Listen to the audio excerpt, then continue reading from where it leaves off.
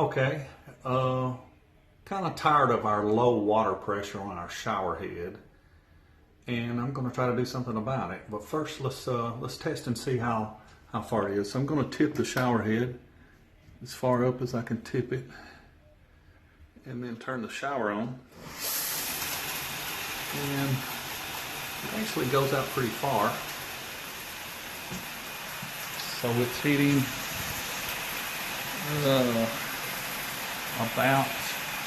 comes down about where this little line is right here is where it's coming out at. Probably not too bad, but I like to have it even more than that. So let's take the head off. Okay, we took the shower head off, and when you're doing that, what you may want to do is wrap some tape around your pliers where you won't scratch it up, and remove it that way. And always have your tape ready for when you put it back on. But you'll notice inside this, let me get down. You see the little green? It's called a restrictor valve. And hold on just a second.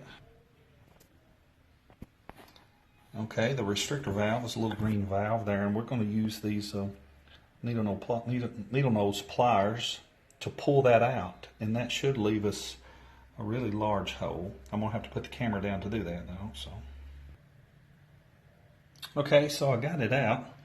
You can see how much bigger the hole is now under the light. See how big the hole? And this is what was in it. It's a little restrictor valve, little tiny holes in it. And I couldn't get it out with the needle nose pliers, so I took a screw and screwed it down in it, and then just pulled the screw out. That made it a lot easier. So let's mount this thing and see what kind of pressure we have. Okay, so we have it back on. Make sure you put your pipe tape back on first. Always put your tape going in the same direction, like if you were screwing your shower head back on, you'd be doing it in a clockwise direction. So put your tape the same way so the tape tightens as you screw it on. Okay, we're going to lift it up just like before. We're going to see if it goes past that line. Okay. Oh, I can see it's harder.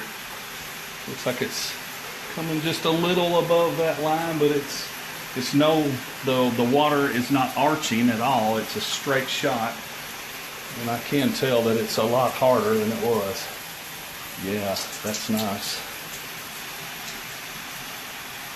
All right, I'm going to be pleased with this. Okay, as a conclusion, I have to say this, that since around 2005, shower heads have to be sold with a flow restrictor in it to conserve water. But once you purchase a shower head and you get it home, it's up to you what you want to do with it.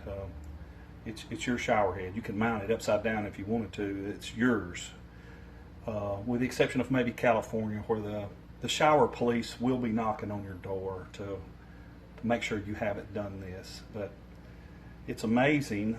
I wanted to kind of show you this. Let me kind of show you this up close here. Let me see. Yes. How tiny those holes are that the water was having to pass through. And it was held in with an O-ring that also had served as a flow restrictor also, that sit on top of this. I really don't know how I had the pressure that I did, but it's a lot more now. I just got out of the shower, and wow, the pressure is unbelievable. It's probably 75% more, maybe even double what it was. I had this. We had this setting on our shower head where you could turn it to massage, and I never ever used it because it didn't do anything. Now, I tried it now then you actually feel an actual massage. It's awesome. Okay, any comments or questions about this, just leave them below, and I'll be happy to answer.